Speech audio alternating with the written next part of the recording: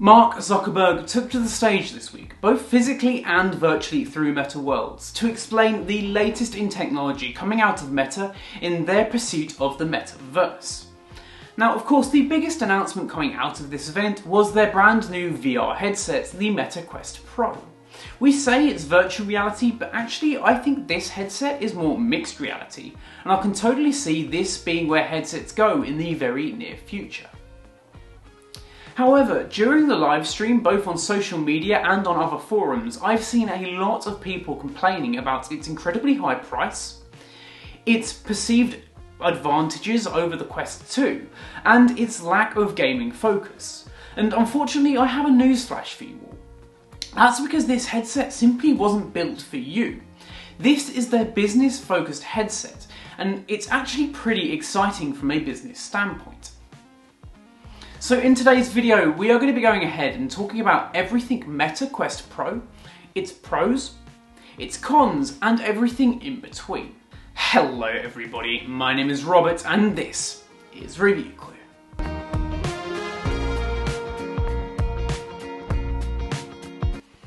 Okay, so let's get the price out of the way straight away.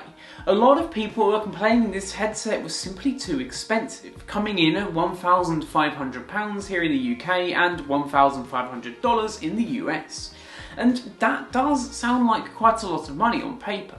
However, when you look at the competition and the other headsets that are in this market, be that the Vive Focus 3 coming in at £1,300, or on the opposite end of the scale, something like the Vario XR3 coming in at just £3,500, and that doesn't include the computer that goes with it as well.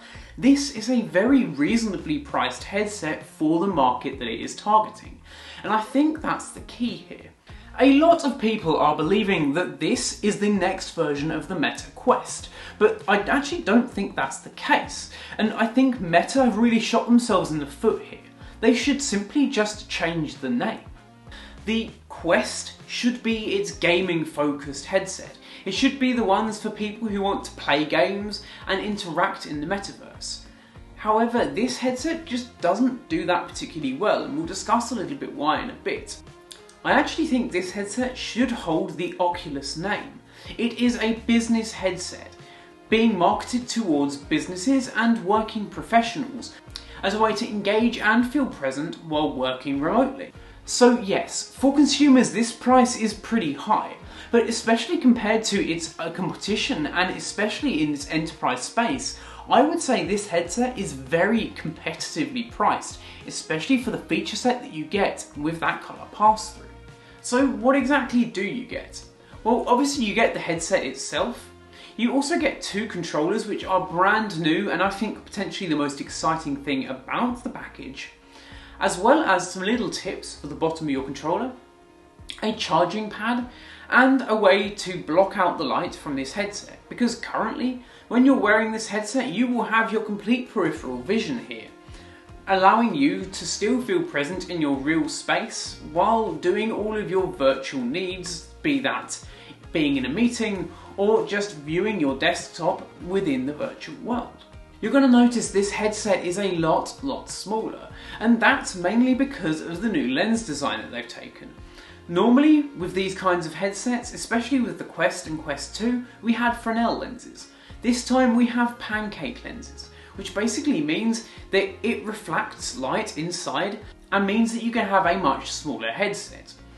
How much smaller? Well, it's about 40% smaller than the Quest 2. Now, you would have thought that this reduction in size would also equate to a reduction in weight, but that isn't the case. The sheer amount of technology and cooling that's in this headset actually makes it heavier than the Quest 2, both in the front and on that back battery pack as well. But it's nicely balanced enough that it feels comfortable to wear throughout the day, as has been reported by a lot of people on social media. With that internal battery, they're saying this headset will last between 1 and 2 hours. And that's a real kick in the teeth for a lot of people, and I stand with them on that. 1 to 2 hours is not a very long time, especially if you're targeting this device for people in the working day. A working day is typically between 5 and 8 hours, and if this thing takes 1 to 2 hours and then needs charging, it's just gonna really break your flow, because this thing takes between an hour and 2 hours to charge as well. There's no fast charging involved in the new dock. So really, I don't understand who they're targeting this towards. You can, of course, just have it plugged in for the whole day, but that might get a little bit hot, though it is certainly an option. Let's discuss the outside of this headset. There are 5 cameras on the outside. 1, 2, 3, 4, just like we have on the Quest 2, and this allows it to track the environment around it. And the 5th camera is the most important one, and that is a full colour pass-through camera. What this allows it to do is, much like the Quest 2, it's able to use a pass-through, but obviously with the Quest 2 it's just black and white. That full colour camera on the front will be able to actually be used to enhance that pass-through experience. No longer will you just see a black and white outline, you will now see full colour pass-through, as if you are looking through a camera's lens. A few other companies have started to do this, primarily Pico with their new headset, as well as the Vario XR3 and the Vario Aero. All of these headsets are still pretty expensive, bar the Pico, but obviously that kind of XR just isn't as intuitive. A lot of people online have mentioned that there is colour pass-through, but it's just not that great. And from what we've seen on social media and through other people trying this headset out, this is next level colour pass-through.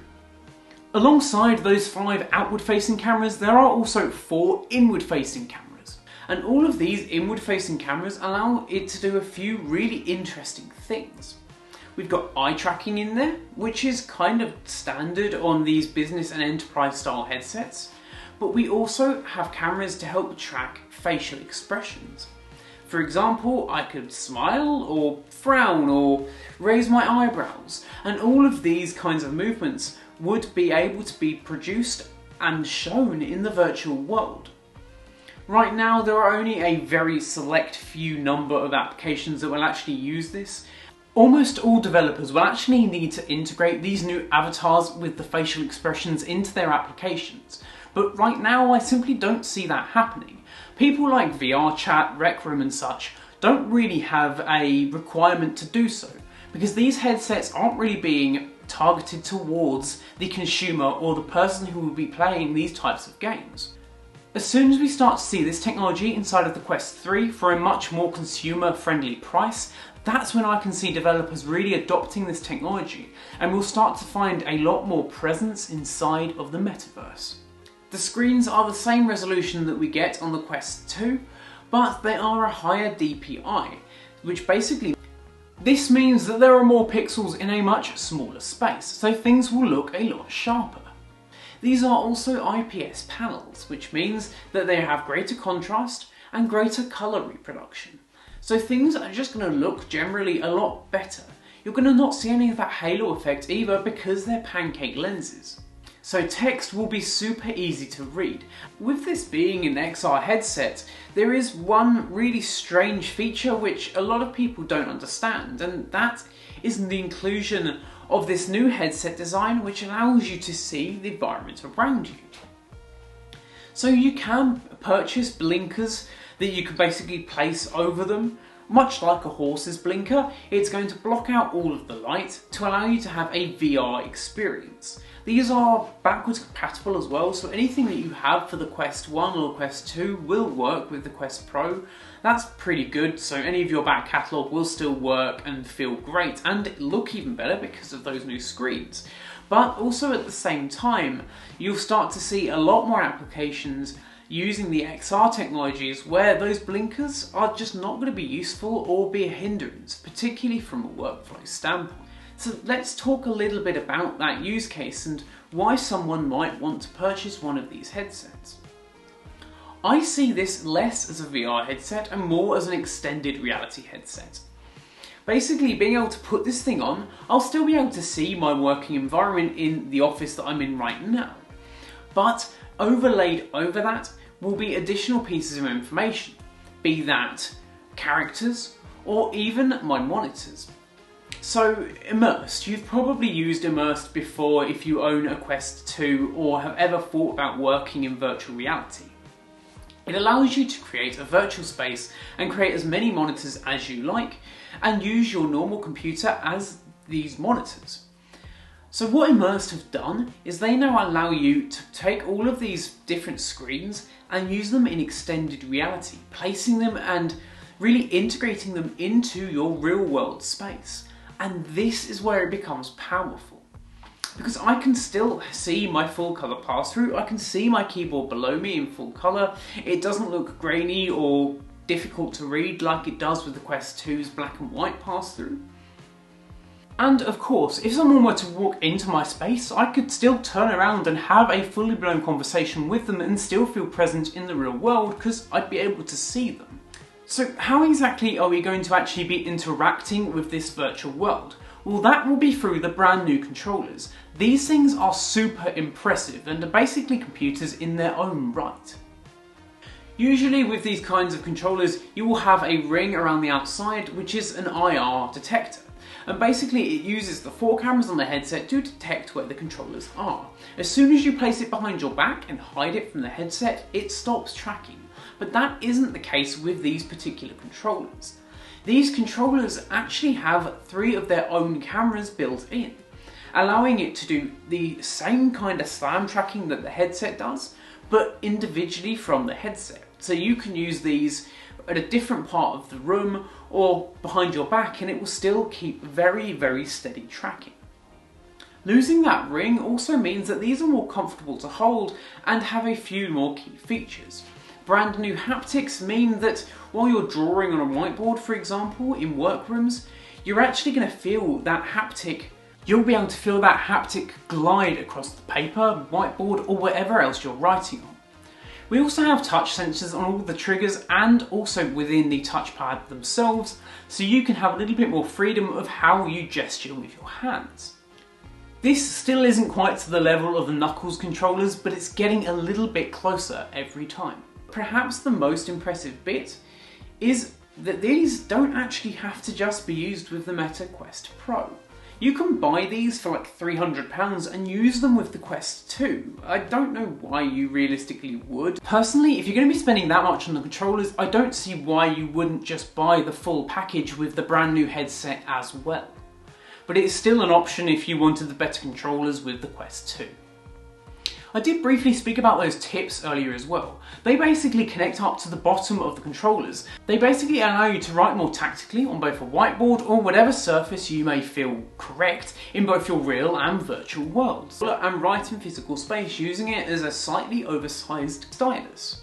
It probably looks a bit stupid and might feel a little bit awkward at first, but I can see myself getting used to something like this. In terms of power, we basically have the same chip that we do in the Quest 2, the Qualcomm XR2 chip. However, we've had a little bit of an upgrade here to the XR2 Plus.